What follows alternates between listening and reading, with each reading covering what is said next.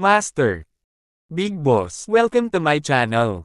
3, 2, 1. Let's watch the novel.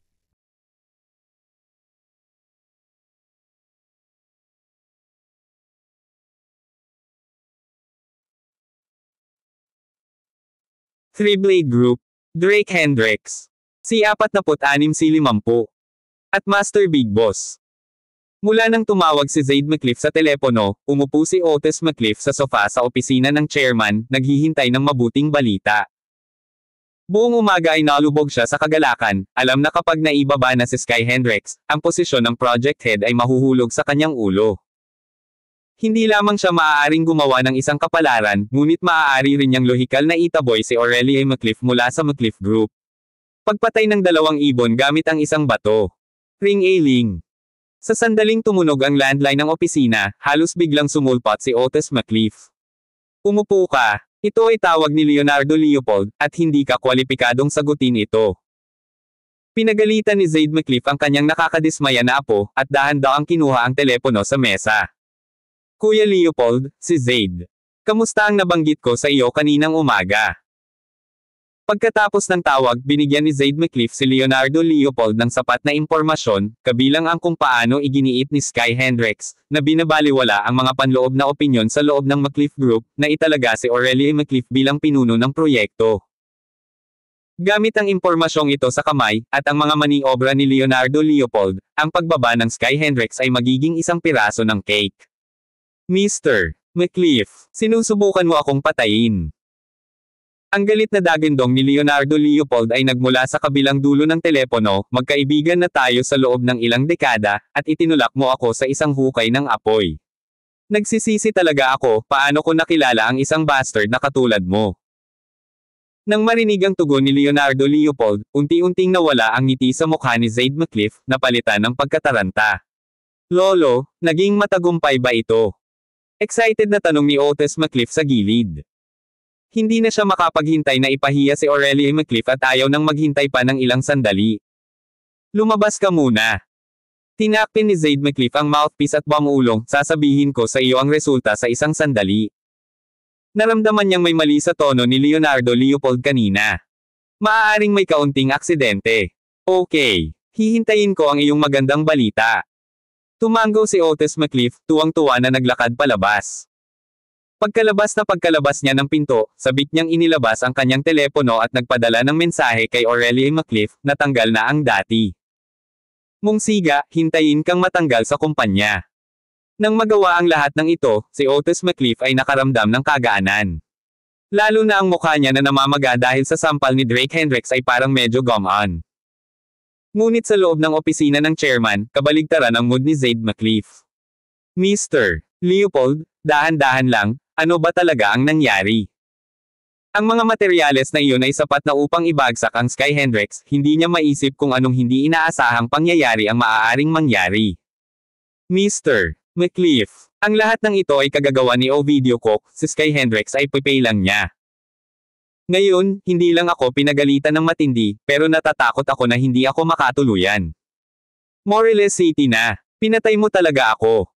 Ungol ni Leonardo Leopold sa telepono, nagngangalit ang kanyang mga ngipin sa galit. Matapos mapatalsik, umaasa sa kanyang mga koneksyon mula sa mahigit isang dekada na trabaho sa Titan Group, nagtanong siya sa paligid at nalaman na ang buong pangyayaring ito ay inayos ni Ovidio Cook, at si Sky Hendrix ay isang papel lamang. Ang pumunta sa harap ng sarili niyang amo at manligaw sa kanyang amo, hindi ba't kamatayan iyon? Sa isiping ito, nangangati ang kanyang mga ngipin dahil sa puot. Ang Titan Group ay nagkaroon ng napakalaking impluensya sa Moreles City, walang nang-ahas na suwiin ang mga salita ni Ovidio Cook. Dahil ang pinakamayamang tao ng Moreles City ay nagpahayag na walang sinuman ang maglalakas loob na magtrabaho sa kanya doon, tiyak na hindi na siya maaaring manatili pa. Ano? Sa kabilang dulo ng telepono, si Zaid McCliff ay parehong natulala. Kahit anong mangyari, hindi niya inaasahan na ang nasa likod ng kanyang apo ay si Ovidio Cook. Mr. Leopold, hindi ka nagkamali. Pagkatapos mo akong maisama sa gulo na ito, umaasa ka pa ring lalabas ng hindi nasaktan. Upang maging malinaw, iniulat ko ng totoo ang buong pangyayari. Maghintay at tiisin ang galit ng mga Titan Group. Pagkatapos sabihin ito, galit na ibinaba ni Leonardo Leopold ang telepono. Aking kabutihan. Sumando si Zaid McCliff sa kanyang upuan na may malamig na pawis na dumadaloy sa kanyang noo. Alam niyang nakapukaw siya ng pugad ng trompeta. Sa Moreles City, ang sinumang nang ahas na sakta ng Titan Group ay kailangang maging handa sa pagkabangkarote at pagsasara. Kahit na ang McCliff Group ay medyo malaki din sa sukat, wala itong pagkakataon laban sa napakalaking Titan Group. Ring-a-ling. Maya-maya lang ay nag-ring ulit ang phone. Sa ilalim ng takot, kinilig si Zaid McCliff sa tunog. Nang makita ang caller ID, dali-dali niyang inabot ang nanginginig na kamay at pinindot ang speakerphone button. Chairman Otis, bagay ka talaga. Kanina pa kita kinakausap, pero sinasaksak mo pa ako sa likod. Ang walang pakialam na boses ni Sky Hendricks ay dumating sa receiver. Na-terminate na ang partnership namin. Ayon sa kontrata, kailangan mong bayaran ang Titan Group ng 20 bilyong yuan. Hintayin mo ang sulat ng abogado. Pagkasabi nito ay ibinaba ni Sky Hendricks ang telepono. 20 bilyon. Panipi. Napakurap-kurap si Zaid McCliff, blanko ang kanyang isip. Ang kabuuang asset ng McCliff Group ay humigit kumulang 10 bilyon lamang na hindi nila maaaring magkaroon ng ganoong halaga kahit na sa pagbebenta ng lahat ng kanilang pag-aari. Secretary Leo Cadia, dalhin kaagad sa opisina ko ang kontratang pinirmahan namin sa Titan Group. Nang walang oras upang mag-isip pa, kinuha ni Zaid McCliff ang telepono upang tawagan si Secretary Leo Cadia, na responsible sa paghawak ng mga kontrata. Hindi niya kailanman tiningnan ang mga detalye ng kontrata para sa pakikipagtulungan sa Titan Group. Ang General Manager, si Otis McCliff ang namamahala niyan, hindi nakialam si Zaid. Pagkatapos ng lahat, ang pakikipagsosyo sa Titan Group ay tulad ng isang pie na nahulog mula sa langit, paano maaaring isaalang-alang ng McCliff Group kung hindi. Hindi nagtagal, pumasok si Secretary Leo Cadia sa opisina na may hawak na dokumento at itinulak ang kontrata kay Zaid McCliff. Sa sandaling iyon, inagaw ng isang nalulula na si Zaid McCliff ang kontrata at sinimulang balikan ito ng mabilis. Nang dumating siya sa pahina tungkol sa kompensasyon, natakot siya.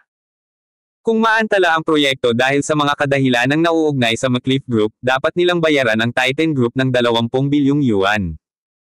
Sinabi na ni Leonardo Leopold sa telepono na ay lalatag niya ang lahat.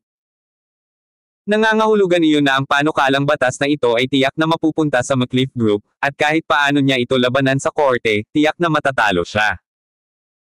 Baka kasuhan pa siya ni Ovidio Cook para sa corporate espionage.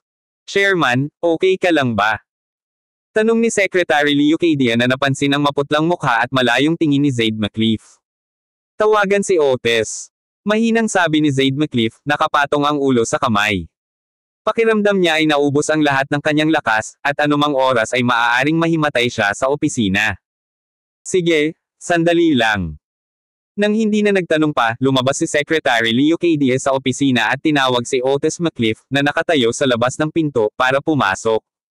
Lolo, nagtagumpay ba tayo? Utang namin ang lahat sa iyo na nagawa naming pangasiwaan ang mga bagay ng maayos sa pagkakataong ito. Pagpasok niya sa opisina, sabik na tanong ni Otis McCliff. Apo, masakit pa ba ang mukha mo? Huminga ng malalim si Zaid McCliff, dahan-daang tumayo, at naglakad papunta kay Otis McCliff. Medyo kumupas na ang handprint na iniwan ni Drake Hendricks, ngunit nakikita pa rin ang mga bakas. Hindi na masakit. Hanggat kaya nating itaboy si Aurelia McCliff, walang kabuluhan ang pagpalo. Bagamat naramdaman niyang may mali sa kanyang lolo, hindi ito pinag-isipan ni Otis McCliff. Ang kanyang isip ay ganap na abala sa paghihiganti laban kina Aurelia McCliff at Drake Hendricks, wala siyang puwang para sa anumang bagay. Sampal. Si Zaid McCliff, na inilabas ang lahat ng kanyang lakas, ay marahas na sinampal sa mukha si Otis. Lolo, bakit mo ako sinaktan? Nanlaki ang mga mata ni Otis McCliff sa hindi makapaniwala, hindi maintindihan ang nangyari. Ikaw, wala kang silbi kundi sirain ang mga bagay-bagay. I swear hindi ka magpapahinga hanggat hindi mo ako naitataboy sa kamatayan ko. Nanginginig sa galit si Zaid McCliff habang itinuro si Otis at sinisigawan, sa tingin mo. Magkasama sina Aurelia at Sky Hendricks. Hayaan mong sabihin ko sa iyo. Ang lalaking iyon ang pinakamayaman sa Moreles City, si Ovidio Cook. Ngayon ang Titan Group ay Ganap na tumalikod sa amin, humihingi ng 20 bilyon bilang kabayaran. Ano? Si Otis McCliff, nakahiga sa lupa, ay hindi napigil ang malunok, saglit na nakakalimutan ang kanyang namamagang mukha. Salamat sa pakikinig kay Master Big Boss Channel. Lumipas ang oras hanggang alas 4 ng hapon. Si Knox Ridge at ang kanyang pamilya ay nakaupo sa sofa, ang kanilang mga mukha ay puno ng pagkabalisa.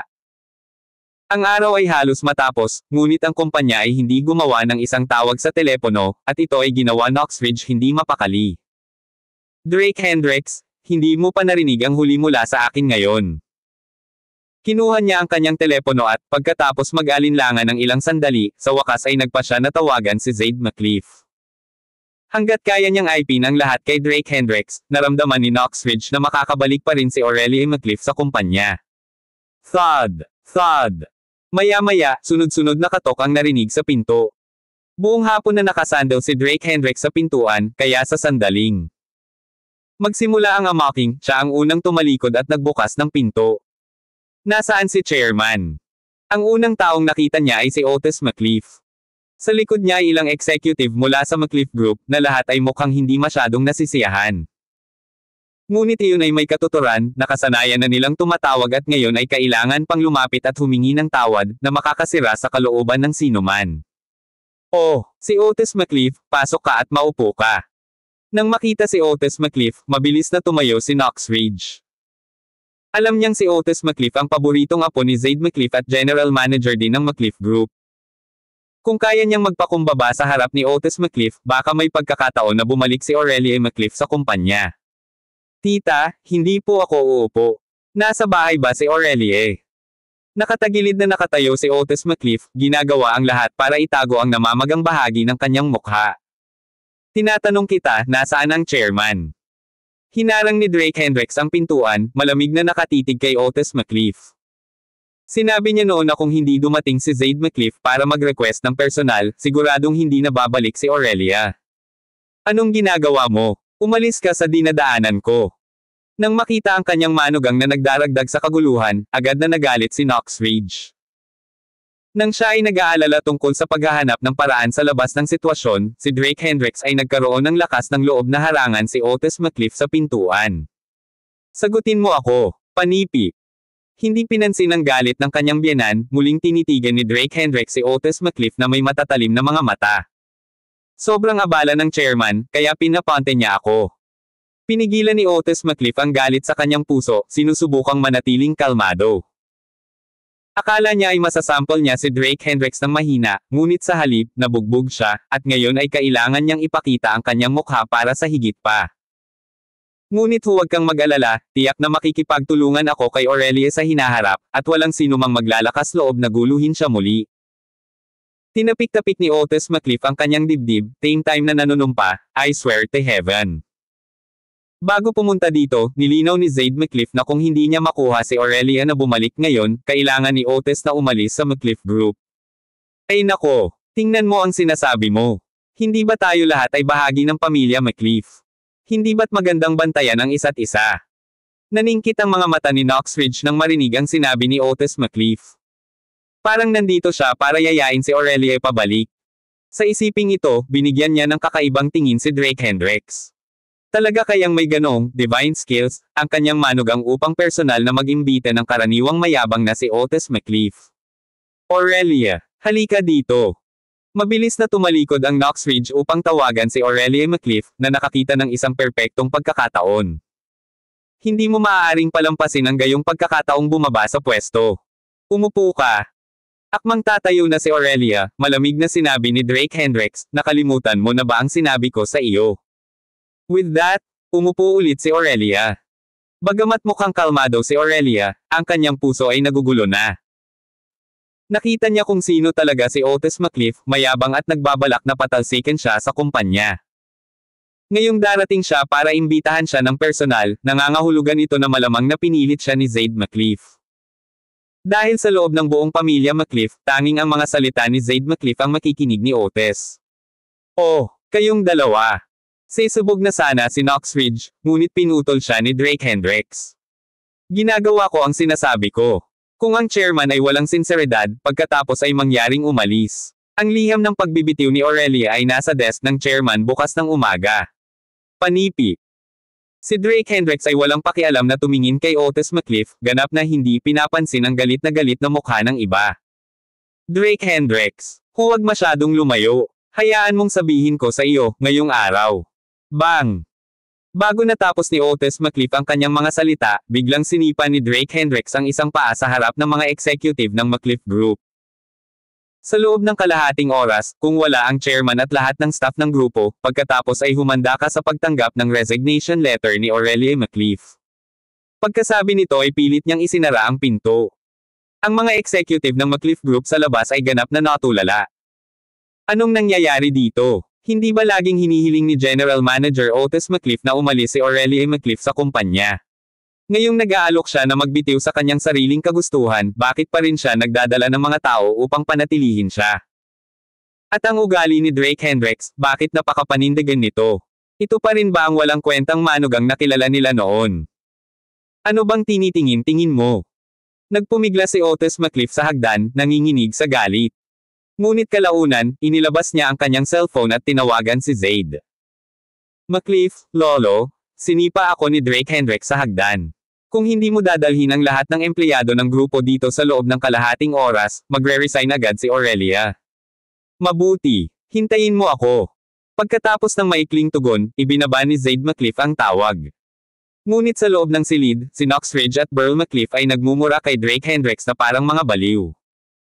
Si Zaid McCliff ang kanilang ama, at alam na alam nila kung ano ang kanyang ugali. Bagamat hindi nila alam kung paano nagawa ni Drake Hendricks na pumunta si Otis McCliff at humingi ng tawad, ang ideya ng personal na pagbisita ng kanilang ama ay isang pantasya. Si Zaid McCliff ay mapagpasyahan at may awtoridad sa grupo, walang paraan na gagawa siya ng isang bagay na napakababa sa kanyang dignidad. At saka, ang hiling ni Drake Hendricks ay dalhin ang buong staff ng grupo, na talagang imposible. Nablock mo na ang pagbabalik ni Aurelia McCliff sa grupo. Lumabas ka. Umalis ka na sa paningin ko. Ayaw na kitang makita kahit kailan. Sa sobrang galit ni Knox Ridge, nangangati ang kanyang mga ngipin, ngunit nang maalala kung paano umatake. Si Drake Hendricks, hindi siya naglakas loob na itulak ng labis. Kung tutuusin, kahit isang sulok na kuneho ay kakagatan. Wala kang kabuluhan, anong klaseng love potion ang ibinigay niya sa iyo? Dahil hindi siya naglakas loob na hampasin si Drake Hendricks, tumalikod siya at sa halip ay pinagalitan si Aurelia. Ang kanyang anak na babae ay palaging masunurin sa kanya, ngunit nitong nakaraang 2 araw, nagsimula siyang pumanig kay Drake Hendricks at lumaban sa kanya. After 4:30, isasama ko si Aurelia at aalis. Tumangala si Drake Hendricks kay Knox Ridge at walang pakialam na sinabi. Nakakalaso ng pamilyang ito, at matagal na niyang gustong umalis. Ngayong dinala na ito ng Knox Ridge, maaari na lang siyang sumakay sa alon at umalis sa lugar na ito. Tungkol naman sa bahay, binili na ito ni Aaron Jackson at fully furnished na, maaari silang lumipat sa pamamagitan lamang ng kanilang mga bag. Hey! Sabi ko magwala ka. Tumayo si Knox Ridge habang nasa balakang ang mga kamay, nanunuya, saan ka matutulog? Sa lansangan. Immune niya na walang pera ang kanyang manugang na si Drake Hendricks. Sasama ako sa kanya. Umupo si Aurelia McCliff sa sofa at seryosong nagsalita. Ikaw. Galit na galit si Knox Ridge kaya napakuyong siya ng ngipin, ngunit bago pa siya magalit, may kumatok muli sa pinto. Ang kalahating oras ay tahimik na dumaan sa gitna ng away. Nasa bahay ba si Aurelia? Nang bumukas ang pinto, nakatayo si Zaid McCliff na nakangiti sa pasukan. Tatay, bakit ka nandito? Nanginig si Knox Ridge nang makita ang chairman ng McCliff Group. Akala niya nandoon si Zaid McCliff para mag-settle ng scores. Dahil ang chairman ay deigned na dumating, maaari na rin tayong umalis ngayon. Naglakad si Drake Hendricks sa sofa, hinawakan ang kamay ni Aurelia, at tinungo ang pinto. Hoy! Si Knox Ridge ay sisigaw na sana, ngunit pinutol siya ni Drake Hendricks. Sabi ko, pagdating ng panahon, natural na aalis tayo. Drake Hendricks. Nagdilim ang mukha ni Zaid McCliff. Dinala na niya ang lahat ng empleyado ng kumpanya, ngunit pinilit ni Drake Hendricks na kunin si Aurelia. Pinaglalaroan ba siya nitong tanga? Bukas, papasok si Aurelia sa trabaho. Habang nilalampasan niya si Zaid McCliff, huminto si Drake Hendricks, matigas ang boses.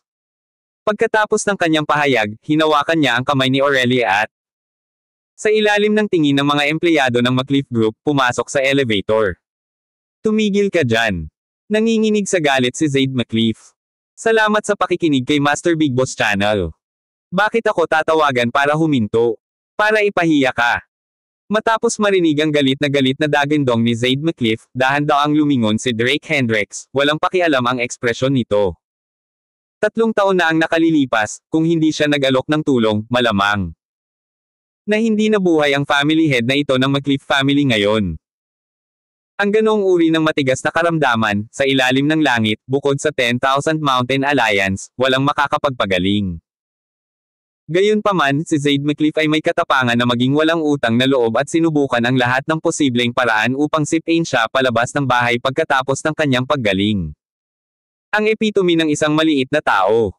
Paano mo makakausap si chairman ng ganyan? Nang makita ang walang pakialam na tono ni Drake Hendricks, nagmamadaling tumayo si Otis McCliff. Kumikilam na siya sa galit at ngayon ay gusto na siyang panindigan ng kanyang lolo. Tara na. Hindi man lang sinulyapan ni Drake Hendricks si Otis McCliff, hinawakan niya ang kamay ni Aurelia McCliff, at naglakad palabas, na hindi pinansin ang tagapagmanang ito ng pamilya McCliff. Ang paghingi ng tulong ay dapat na may hitsura ng paghingi ng tulong. Ano ito dapat? Isang banta. Mula sa sandaling nagising ang kanyang mga alaala. Ang doomsday ng pamilya McCliff. Nakatakdang dumating ang mga miyembro. Higit sa 3 taon ng kahihiyan ay hindi magtatapos ng ganoon na lamang. Natakot si Knoxridge sa kanyang talino. Sa karaniwang mga araw, ang salita ng matanda ay batas, at hawak niya ang ganap na awtoridad sa pamilya McCliff. Sino ang maglalakas loob na harapin ang family head? Ngunit ngayon, ang kanyang manugang, sa hindi malamang kadahilanan, ay nangahas pang makipag-away sa pinakamakapangyarihang tao sa pamilya McCliff. Dad, wala itong kinalaman kay Aurelia. Ideya lang ito ni Drake Hendricks. Ngayong dumating na ang mga bagay-bagay, walang awang iniwan ni Knoxridge si Drake Hendricks. Pakiramdam niya, kung tutuusin, si Aurelia ay apo ng pamilya McCliff, at ang matandang amo ay hindi lalayo kahit anong mangyari. Ganun ba? Kung gayon gusto ko talagang tanungin ang aking mahal na apo kung ano ang ibig niyang sabihin. Malungkot ang mukha ni Zaid McCliff habang nagtanong sa malalim na boses, babalik ka ba sa grupo kasama ko, o aalis ka kasama niya? Dahil pinamunuan ang McCliff Group sa loob ng mga dekada, si Zaid McCliff ay hindi kailanman naging napakakumbabo noon. Kadalasan, ang mga miyembro ng pamilya at ang grupo ay medyo natatakot sa kanya. Pero iba ngayon, personal niyang pinangunahan ang lahat ng empleyado para humingi ng tawad, at sa halip, malamig na balikat ang natanggap niya. Maging ang manugang na itinuturing na walang kwenta ng lahat ay naglakas loob na humamon sa kanya. Kung hindi niya igiit ang kanyang awtoridad bilang family head ngayon, paano niya haharapin ang sinuman sa grupo sa hinaharap? Ganito ba ang ugali mo para sa pagbisita sa paghingi ng tawad? Inilagay ni Drake Hendricks si Aurelia McCliff sa likod niya at bahagyang tumawa, nagbago na ang isip ko ngayon. Kung hahayaan niya ang mga ito ng ganoon kadali, malamang nakikilos pa rin sila laban kay Aurelia McCliff sa mga anino. Anong sabi mo? Mahigpit na nagsalubong ang mga kilay ni Zaid McCliff, hindi sigurado sa kahulugan ng mga salitang iyon. Smack! Bago pa makapag-react ang lahat, sinampal ni Drake Hendricks si Otis McCliff sa mukha. Ang pinakamamahal na batang master ng pamilya McCliff, ang hinaharap na kahalili ng McCliff Group, ay sinampal sa lupa sa harap ng lahat. Nanlaki ang mga mata ng mga empleyado, naghihinalo pa silang nag-hallucinate. Ang impresyon nila kay Drake Hendricks, ang manugang na dumating sa pamilya, ay nananatili pa rin sa nakaraan. Yung walang kwentang lalaki na hindi lumalaban kapag tinamaan, ni sumasagot kapag pinapagalitan. Sa oras na iyon, kahit sino ay maaaring tumapak sa ulo ng manugang na ito. Ang lakas ng loob mong saktan ako. Si Otis McCliff ay nagkaroon na ng matinding galit, at ngayon, na sinampal sa harap ng lahat ng empleyado ng grupo, may isip ang kanyang galit. Sa kasamaang palad, lahat ng mga sampal ay nasa isang gilid ng kanyang mukha, kaya't ang kalahati ng kanyang mukha ay namamaga na parang ulo ng baboy.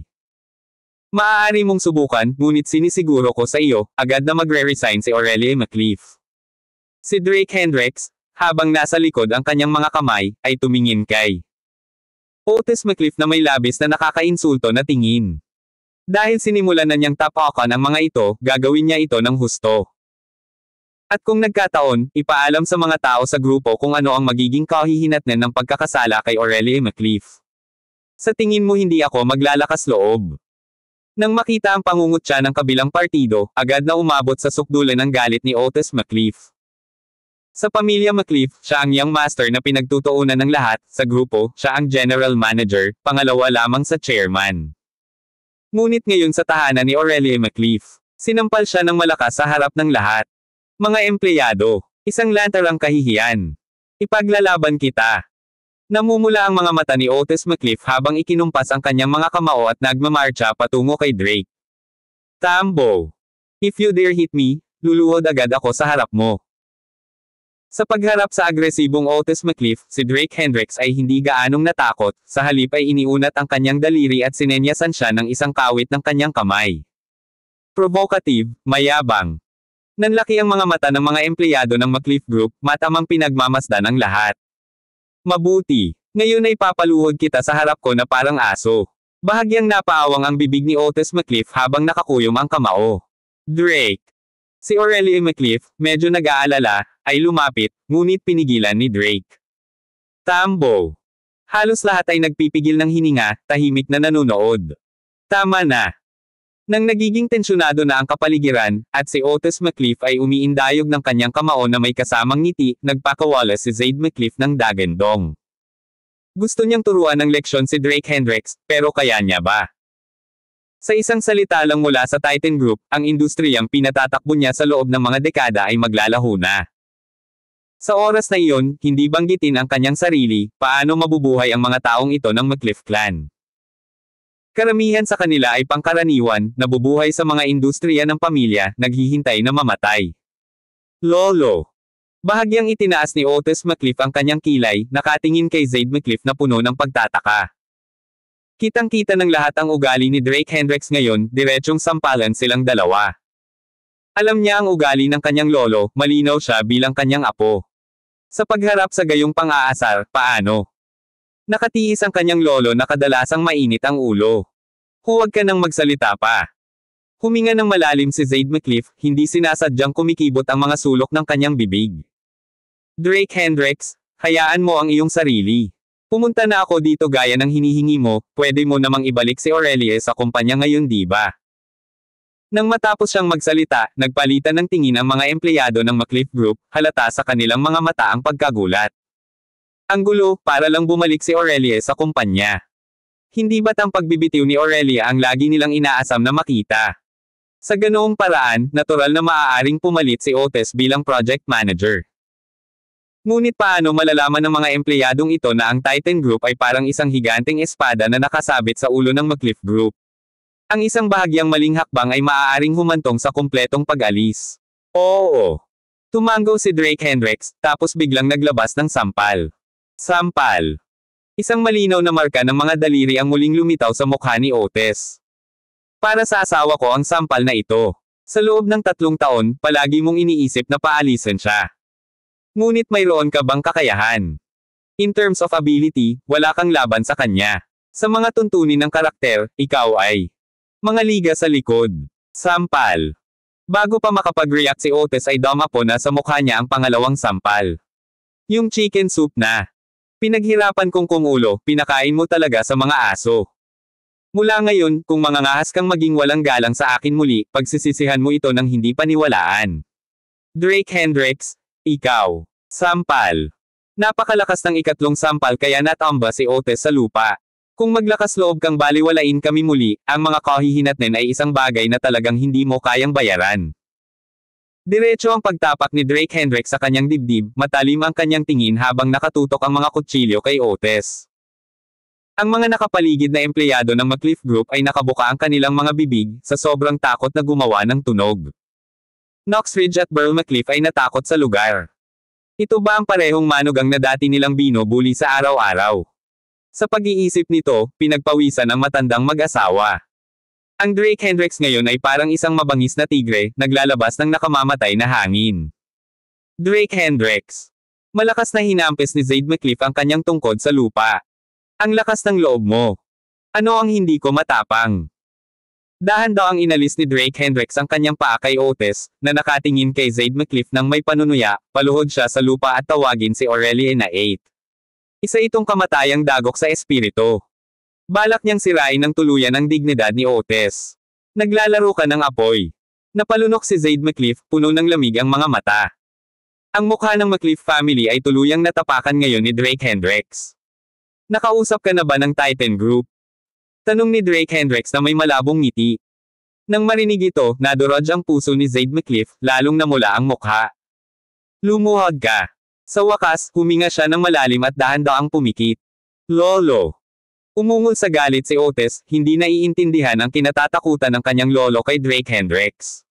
Lumuhod ka. Muling umungol si Zade McCliff, nanginginig ang buong katawan sa galit.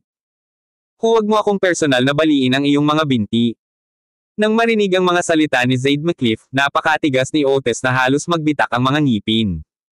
Sa wakas, tumalikod siya at lumuhod sa harap ni Aurelia. Ate, salamat sa pakikinig kay Master Big Boss Channel. Nang umalis si Aurelia McCliff sa kanyang tahanan, pasado alas 5 na ng hapon. Wala pang isang oras ang natitira bago dumating ang Three-Blade Group para tabyusan ang kanilang lalaki. Matapos utusan si Aaron Jackson na dalhin si Aurelia McCliff sa kanyang bagong tahanan, si Drake Hendricks ay nagmamadaling pumunta sa Westlake Pier kasama si Aaron Jackson. Ang Westlake Pier ay dating mahalagang transport hub para sa Morelos City, ngunit unti-unti itong hindi na ginagamit pagkatapos may tayo ang bagong pier. Bukod sa ilang abandonadong bodega, halos walang tao sa paligid. At lahat ng uri ng malilim na deal ay madalas na nagaganap dito. Bang! Matapos sipin ni Drake Hendricks ang bakal na pinto ng bodega, ang unang naamoy niya ay ang masangsang na bulok na amoy. Inayos na ni Aaron Jackson ang pagkakabit ng mga ilaw ng kuryente sa kanyang mga tauhan kaya hindi madilim ang loob ng bodega. Nakatali sa isang upuan sa likod, si Sonny Ridge ay nakagapos sa kamay at paa, na tila wala ng buhay. Mahirap isipin ng iba na ang deputy manager ng Morelos City branch ng Three-Blade Group ay maaring mauwi sa isang sira-sirang bodega tulad nito. Kapag dumating ang amo natin, walang makakatakas sa inyo. Pinagmamasdan sina Drake Hendricks at Aaron Jackson, ang mga sulok ng bibig ni Sonny Ridge ay hindi mapigilan. Sa ngayon, ibibigay sana niya ang anumang bagay para putulin sila ng buhay at pakainin ang kanilang mga laman. Bilang deputy manager ng Morelos City branch ng Three-Blade Group, nakasanayan na ni Sonny Ridge ang paggalang saan man siya magpunta, ngunit ngayon ay nakahiga siya sa upuan na parang walang kwentang tao, wasak ang mga kamay. Ganun ba? Sana matupad ang mga pangarap mo. Bahagyang ngumiti si Drake Hendricks, nakapulupot ang mga kamay sa likod niya. Ang Three-Blade Group ay nang-ahas na makialam sa madilim na tubig na ito, kailangan nilang bayaran ang presyo. Boss, 3 bagong martial arts gym ang binuksan sa Morelos City ngayon. Nakatayo sa likuran niya, mahinang bumulong si Aaron Jackson, tinuri ito ng mga lalaki ko, sila ang mga tauhan ni Theodore Kensington. Sa sandaling maalis ang Black Bear, alam ni Aaron Jackson na hindi basta-basta hahayaan ni Theodore Kensington ang mga bagay-bagay. Ang impluwensya ng pamilyang Kensington ay napakalaking, at si Theodore Kensington mismo ay kilala sa buong mundo. Bantayan silang mabuti. Kung naghahanap sila ng kamatayan, wala akong pakialam sa kanila. Si Drake Hendricks ay walang pakialam. Ang isang Theodore Kensington lamang ay hindi kwalipikadong hominin siya. Huwag kang mag-alala, boss. Napuno na ng mga mata namin ang paligid ng mga gym nila. Kung may makagulo, ipapaalam ko kaagad sa iyo. Matapos makihalubilo sa Morelos City sa loob ng 3 taon, kilalang-kilala ni Aaron Jackson ang personalidad ni Theodore Kensington. Dahil pinatay ang Black Bear sa Morelos City, tiyak na mag-iimbestiga hanggang dulo si Theodore Kensington. Lalo na, ang pagtatayo ng 3 martial arts gym na ito ay tila masyadong nagkataon. Magpadala ka ng ilang lalaki para protektahan ang asawa ko. Sa lahat ng nangyayari lately, lagi akong nag-aalala sa kaligtasan niya, nag-iisip na wika ni Drake Hendricks habang nakakross ang mga kamay sa likod niya. Ngayon, sinampal niya ang mukha ni Otis McCliff sa harap ng lahat. Para sa isang taong may ugali ni Otis McCliff, walang paraan na hahayaan niyang mawala ang mga nakaraan. At malamang na kumilos din si Zade McCliff. Siya mismo ay hindi natatakot, ngunit kailangan niyang isaalang-alang ang kaligtasan ni Aurelia McCliff. Magtiwala ka, boss. Pinoprotektahan ng aking mga piling tao ang young madam sa buong orasan, pagtitiyak ni Aaron Jackson. Inayos na ni Aaron Jackson ang kanyang mga tao na protektahan si Aurelia McCliff araw at gabi. Napakahusay din ng kanyang network sa Morelos City. Kung sino man sa mga taong iyon ang gumawa ng kaunting hakbang, siya ang unang makakatanggap ng balita. Dapat malapit na ang oras ngayon, tiningnan ni Drake Hendricks ang kanyang relo. Kung ayaw sumama ni Mauricio, itapon mo na lang siya sa ilog para pakainin ang mga isda. Maglakas loob ka. Sa pagkakasala sa Three Blade Group, pinipirmahan mo ang sarili mong death warrant. Nakaupo sa upuan, naramdaman ni Sonny Ridge ang pagdurog ng kanyang puso habang tahimik na nagdarasal para sa mga tao mula sa Three Blade Group na magmadali. Nang malaman niyang ang nakahuli sa kanya ay si Aaron Jackson, napuno ng takot ang kanyang puso. Bilang deputy manager ng sangay ng Morelos City, ilang taon na siyang nagtagal dito. Naranasan niya mismo ang takot kay Aaron Jackson na mas malapit kaysa sa mga nasa malayo sa Five River Province. Mula sa kanyang unang pagdating sa Morelos City hanggang sa pagsamasamahin ang kanyang hawak sa industriya, si Aaron Jackson ay tumagal lamang ng ilang buwan. Bukod dito, wala sa mga kumpanyang sumalungat sa kanya ang nakamit ng magandang wakas. Ngunit dahil malakas ang suporta ng Three Blade Group at iniiwasan din ang hidwaan kay Aaron Jackson, naging mapayapa ang nakalipas na 3 taon. Gayunpaman, amos ng lahat na si Bossiero ay gagawa ng kanyang paglipat sa lalong madaling panahon o huli. Napaka-juicy na piraso ng Morelos City, hindi mabilang na mga mata ang nanunood. Ang hindi inaasahan ni Sonny Ridge ay si Aaron Jackson ay kikilos bago si Mauricio, at ang kanyang unang hakbang ay isang mamamatay tao. The Three Blade Group, ha? Nagkataon lang na may account akong dapat ayusin. Lumingon si Drake Hendricks sa pintuan ng bodega at bumulong sa sarili. Nandito na sila. Hindi nagtagal ay nawala ang kanyang boses nang biglang tumakbo ang isang tauhan sa bodega sa takot, na hingal habang sumisigaw, "Kuya, nandito si Gerard Cook kasama ng mga tao." Si Gerard Cook ang tagapamahala ng sangay ng lungsod ng Morelos, karaniwang namamahala sa pangkalahatang koordinasyon. Ngayong nahuli na si Sonny Ridge, kailangan niyang humakbang upang malutas ang sitwasyon. Malaki ang epekto ng insidenteng ito, ang buong Three Blade Group ay pinapuna si Gerard Cook para sa kanyang hindi pagkilos, para sa pagpayag na ang deputy manager ay maalis sa kanyang sariling kumpanya. Hindi dumating si Mauricio. Tumaas ang isang kilay ni Drake Hendricks at bumulong sa sarili, pero kapag naiisip ko, it makes sense. Paanong madaling magpakita ang matandang Zorro na ito? Kuya, diretso ba tayong kumilos? Tanong ni Aaron Jackson sa gilid. Dahil hindi nagpakita si Mauricio, baliin muna natin ang mga paa ni Sonny Ridge. Malumanay na sabi ni Drake Hendricks, ngunit ang mga salitang ito ay nagpatalsa kay Sonny Ridge sa malamig na pawis. Alam niyang hindi nagbibiro ang kabilang partido. Aaron Jackson, hindi tayo nakikialam sa isa't isa, kaya bakit pigilan ang deputy manager ng Three Blade Group? Maya-maya pa, isang malalim na boses ang nagmula sa pasukan ng bodega, na sinundan ng mga yabag ng paa. Si Gerard Cook, manager ng Three Blade Group's Morelos City branch, ay dumating upang makilala ka. Isang nasa katanghaliang gulang na lalaki na nakasot ang pumasok sa bodega, medyo pandak ang tangkad. Bridger Davenport ng Three Blade Group, ay dumating upang makilala ka. Sa tabi ni Gerard Cook ay isang lalaking nakasuot ng salamin, malinaw na matalino at nagkalkala. Kaya sina Brother Hendricks at Kuya Cook. Si Aaron Jackson ay humakbang pasulong na nakadikip ang kanyang mga kamay bilang pagpupugay, paumanhin sa hindi ko pagbati sa iyo mula sa malayo. Narinig din niya ang pangalan ni Bridger Davenport. Ang pagiging kanang kamay ni Mauricio at ngayon ay lumalabas sa tabi ni Gerard Cook ay nagpahiwatig na ang Three Blade Group ay sineseryoso ang bagay na ito. Iligtas mo ako. Sa pagkakataong iyon, malakas na sumigaw si Sonny Ridge para humingi ng tulong habang nakatali sa isang upuan. Sonny Ridge. Paano ka naging ganito? Ang deputy manager ng Maringale na Three Blade Group ay duguan na ngayon at nakasandal sa isang upuan, ang kanyang mga kamay ay pinalo hanggang sa mabali. Nang makita ang eksenang ito, lumiit ang mga mag-aaral ni Gerard Cook, may bahid ng lamig ang boses, Aaron Jackson, mas mabuting bigyan mo ako ng paliwanag. Isang paliwanag. Matamlay na naglakad si Drake Hendricks sa tabi ni Sonny Ridge at nagsalita, nadaya siya sa isang taya sa bar mo. Bilang amo, yumuko siya sa pagdaraya. Ayon sa mga alituntunin ng bar, hindi naman masyado ang pagbali sa magkabilang kamay, di ba?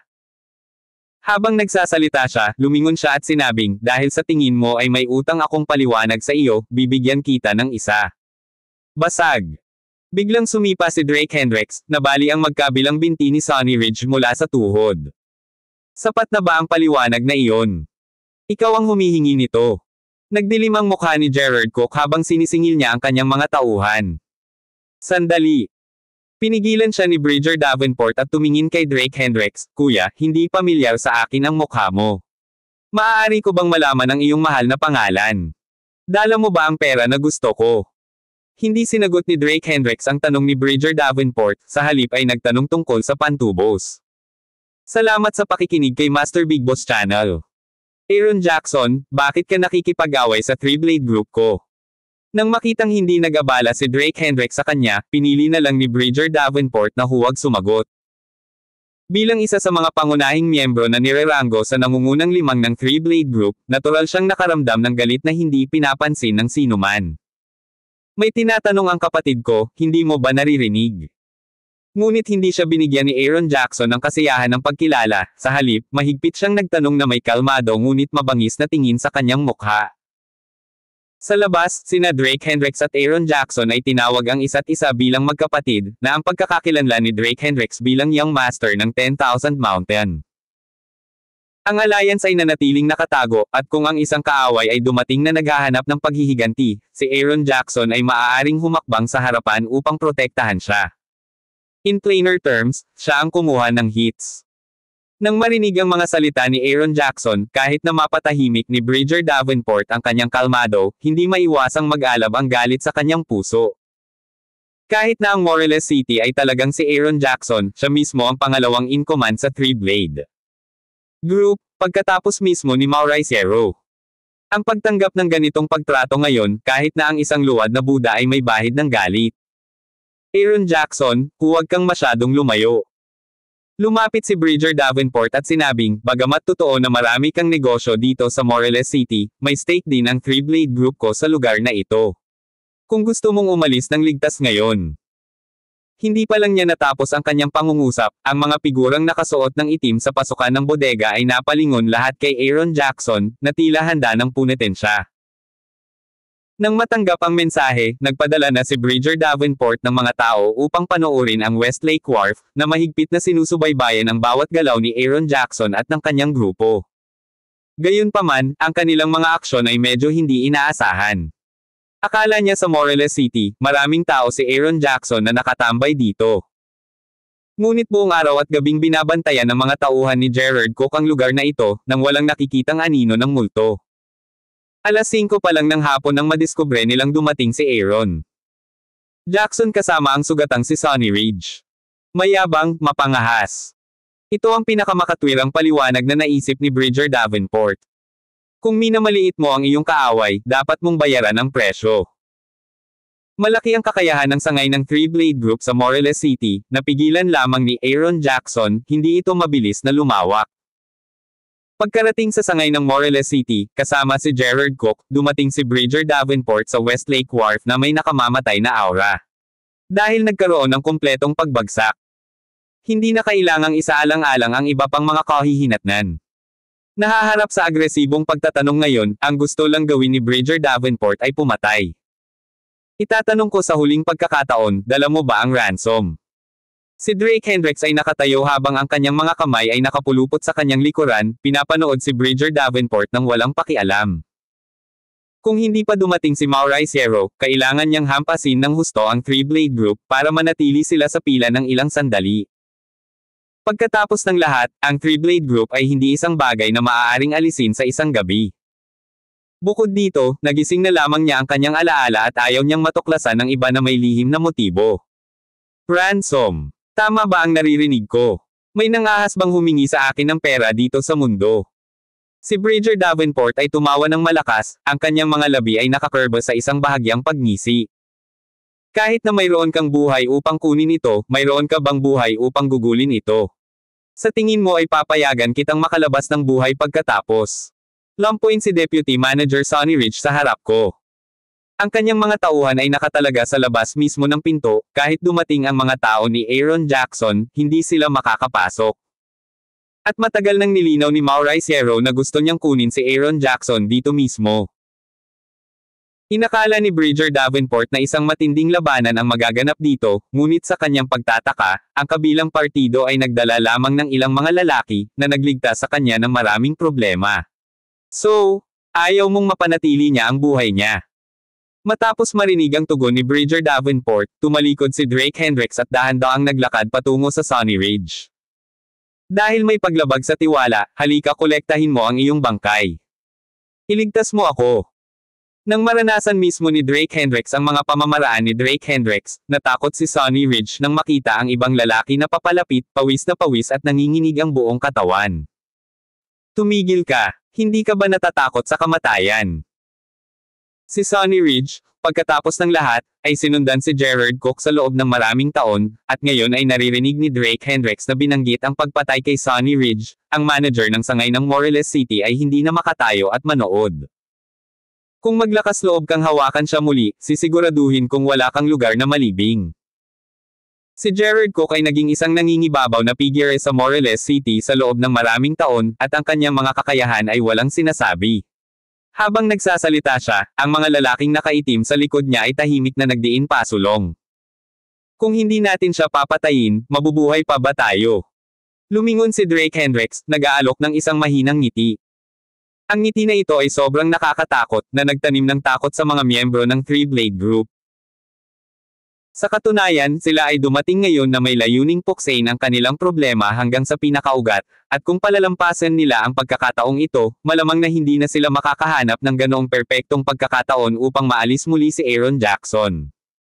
Ganito ang iniisip ni Gerard Cook, isang lalaking nakayanan ng maraming unos. Ngunit ang sinabi niya ay, kung palayain mo siya at mag-alok ng taos-pusong paghingi ng tawad, hindi na namin ito hahabulin pa. Pagkatapos ng lahat, ito ang Morelos City, at ang mga tao ni Aaron Jackson, hindi naman natin sila guguluhin, di ba? Tila natatakot na hindi makapaniwala, ikinaway ni Gerard Cook ang kanyang kamay, senyales na umatras ang mga tao ng Three Blade Group, na naiwan lamang ang kanyang sarili, si Bridger Davenport, at isang elder na nakaitim. Ngayon, naniniwala ka ba sa amin? Ang Three Blade Group ay palaging nais na maging kaibigan ni Aaron Jackson upang gumana ng magkasama sa Morelos City. Kung tutuusin, may pera na dapat. Kumita ng lahat, kaya bakit kailangan pa ng karahasan at pagpatay? Kung hindi alam ni Aaron Jackson kung anong klaseng tao si Mauricio, halos maniwala na siya. Noong nakaraan, hiniling niya kay Mauricio na magbayad ng malaking halaga para sa kanyang buhay at ginawa itong boss ng Three Blade Group, na gumapang palabas na parang aso, paanong ang ganoong sama ng loob ay madaling makalimutan. Bukod dito, si Gerard Cook ay isang branch manager lamang, paano siya makakagawa ng ganoong desisyon? Gayunpaman, nakatuon ang atensyon ni Drake Hendricks sa matanda. Noong daan-daang tao ang nasa pintuan kanina, hindi niya napansin ang pag-iral nitong nakatatandang nakaitim. Ngayon, na silang tatlo na lang ang natitira, ang matanda ay lalong namumukod tangi. Mula sa kanya, naramdaman ni Drake Hendricks ang isang aura ng kamatayan, ang uri na iniwan ng isang taong pumatay ng napakarami. Isang tao lang na kumitil ng kahit 100 buhay ang maaaring magkaroon ng ganoong aura. Parang gusto ni Gerard Cook na maglaro ng madumi. Sino itong matandang Ginoo? Bagamat alam niya ang score, nagkunwari pa rin siyang hindi niya ito namalayan. Oh! Ito ang driver ko. Tiyak na hindi ka natatakot sa isang matandang lalaki na hindi man lang salo ng manok, di ba? Akala ko lahat ng nasasakupan ni Aaron Jackson ay elite. Si Bridger Davenport ay sadyang nagudyok kay Drake Hendricks, na naglalayong panatilihin ang nakatatanda doon.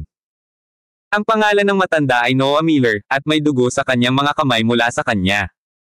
Mga kabataan sa ibang bansa. Nang maglaon, hinabol at pinilit na bumalik sa kanyang bansa, napunta siya sa ilalim ng utos ni Mauricio. Sa buong Three Blade Group, in terms of combat ability, bukod sa dalawang freak na iyon, si Noah Miller ang talagang pinakamalakas. Ang desisyon ni Mauricio na ipadala siya ay isang malinaw na indikasyon ng kanyang pasya na manalo sa lahat ng mga gastos. Paano ako? Since sobrang sincere ni Manager Cook, then I'll give Sunny Ridge back to you. Sana ay tuparin mo ang iyong salita at hindi kami bigyan ng anumang problema. Napangisi si Drake Hendricks sa loob. Walang magawa bilang isang manok. Ang elder na ito ay talagang isang iginagalang na figure sa Three Blade Group. Ngunit kung gusto ni Gerard Cook na maglaro, pagkatapos ay makikipaglaro siya. Makatiyak ka, kapag sinabi ni Gerard Cook ang kanyang salita, tinutupad niya ito. Bagamat hindi siya sigurado sa pagkakakilanlan ni Drake Hendricks, ang katotohanan na si Aaron Jackson ay tumango sa katahimikan ay nangangahulugan na siya ay isang taong hindi pangkaraniwan. Nagkunwaring sumang-ayon si Gerard Cook na nangangatuwiran na walang mananatili na buhay na mga saksi, sino kaya ang makakaalam ng kanyang pangako? Walang sinasabi ang mga patay na tao. Sige, hinihintay ka na ng mga kapatid mo. Hinawakan ni Drake Hendricks si Sonny Ridge, na nakaupo sa upuan, at marahas na itinulak patungo kay Gerard Cook. Sa sandaling iyon, patagong tumama ang gitnang daliri sa likod ng leeg ni Sonny Ridge. Matandang Miller, patayin mo siya. Sa sandaling mahuli niya si Sonny Ridge, sumigaw ng malakas si Bridger Davenport. Sunod na kabanata. Salamat sa pakikinig kay Master Big Boss Channel.